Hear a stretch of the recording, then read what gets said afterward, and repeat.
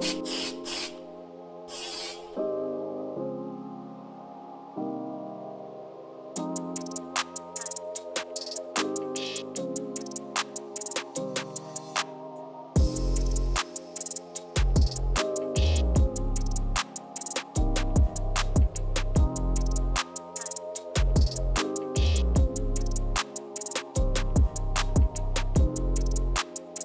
YouTube, thanks for joining me on another video where I'm going to talk about RF lenses.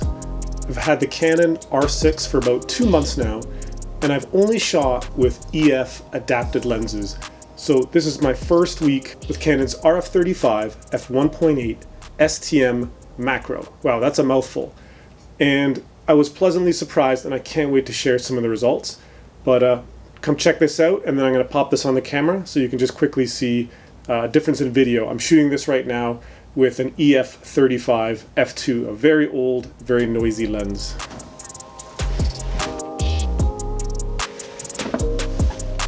Alright, so we're back with the RF35 in the camera. Can you tell a difference? I can't wait to check it out for myself. So Carina joined me downtown Toronto at a location called the Bentway for a fun fall photo shoot to go test out the R6 and try out the RF35 and see how it stacked up against my older budget EF lenses. I brought the 85mm and the 24-105, more of the portrait kind of distance lenses, to see how it compared to the wider 35. To be honest, I didn't really expect the RF35 to really give me great portrait shots because it was so wide, but you can see for yourself the results in a bit. So really quick, if you haven't seen my video on the 3-minute masterclass, go check it out now, because it's a great example of making a lasting connection with a client or a customer who's come back for more because they enjoyed the work.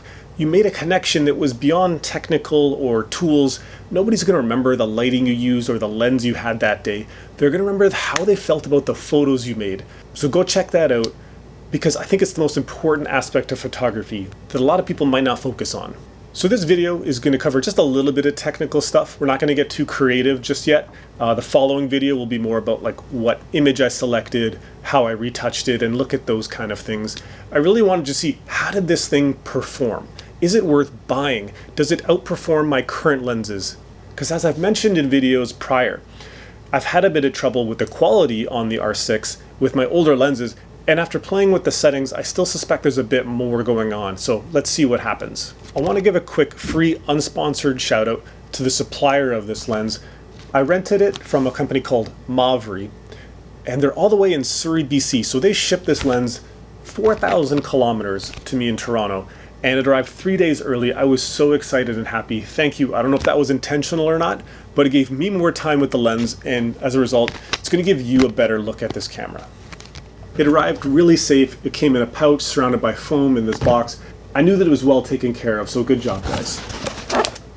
With COVID, it's made it really difficult to get a hold of local rentals. They're either all out, they're not picking up their phone, they're too busy, you can't get in the store. It's just been a challenge. So to have this arrive at my door and just let me ship it out whenever I want, that'll work around my schedule with work and kids, this is just a dream come true. I'd gladly pay the extra shipping for that convenience, and I think a lot of people might feel the same way. So this is going to give me a really good look at what a native lens that was made for this camera, how it competes, how it compares against these older lenses that are trying to adapt to a new technology. And to clear up any confusion, the Canon R6's autofocus, the eye autofocus, is outstanding. Check out this photo here on how it grabbed the eye in the middle of this little circle, and this was with an EF adapted lens, just to show you how accurate this technology is. Shout out to the users in the comments section who told me about this little app called Canon's Digital Photo Professional, which you can turn on a little setting that shows you where the EF point is on the photo to make sure you got it in focus. So that's how I'm able to prove that even though the eye is on target, sometimes the photo is not sharp, which is what I'm trying to diagnose. I've had this nagging feeling that it's the EF lenses that are causing this, not the camera. Please go check out Gordon Liang's video on the RF85 1.8 because he compares in-depth, highly technical against the EF85, and he highlights how no matter how many shots he took and selected the best photos, he could not get something as close as the RF sharpness. So I believe it's a compatibility issue that a lot of people are just starting to see now. So while I love and appreciate Gordon's patience, I'm not that kind of photographer. I need to be doing something creative for my tests. I need to see what's going to happen live, unpredictable, on the fly, without having time to really plan things out. That's where I think a lens's real test is. So I took it out in the field on this shoot, and I saw it back and forth. Sometimes I didn't even know which lens I had at the time on the camera, with the intention that I'm going to take it back to Lightroom, use the metadata to sort by which lens I shot with which photo, and start to look through them and judge, do I like the result, and is it usable, and to what degree? So let's go dive into that now. So I did my normal selects process for the shoot and determined that I liked on average 20 to 30% of the shots for each lens. This is not much difference and could just be related to that moment that I was shooting in, but here's the order of my most favorite shots to the least by percentage. The EF24-105, I liked about 30% of the shots, the RF35, 25%, and the EF85, 20%. Nothing too concerning there. And when I say I liked a photo, I just looked at the photo full screen. I didn't zoom in. I looked at the composition, I looked at the overall feeling it gave me, and I made my choice based on that. Now here's where things get really interesting, because anybody can achieve that level of detail with a camera a quarter of the price of the R6. So I next rated the quality of each keeper shot by zooming into 100% and seeing how I felt about that. Was it usable? Could I crop it? Could I retouch it in a high-end manner? So let's take a look at that. This revealed a whole different world that I was missing out on. The 24-105 is an L series lens, and I found absolutely nothing usable. I was pretty shocked when I saw this. 0% of the photos were sharp. There was nothing I would use in a professional manner. Even though I liked it zoomed out, it was fuzzy. The 85mm gave me some great shots, but still a lot of them were blurry. And I think it's because the autofocus just wasn't keeping up with this lens, or a compatibility issue. Now this shocked me as well. The RF35 gave me a whopping 95% sharpness and accuracy.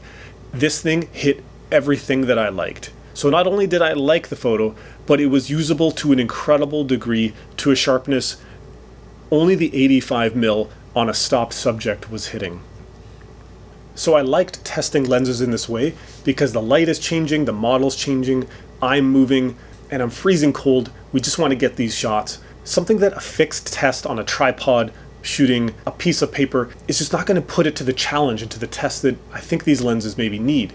So to kind of make a conclusion here, by taking the RF lens out, I dramatically changed the quality of my work out of that shoot. If I had not brought that along, I don't know if I would have liked very much out of it, or my options would have been very limited.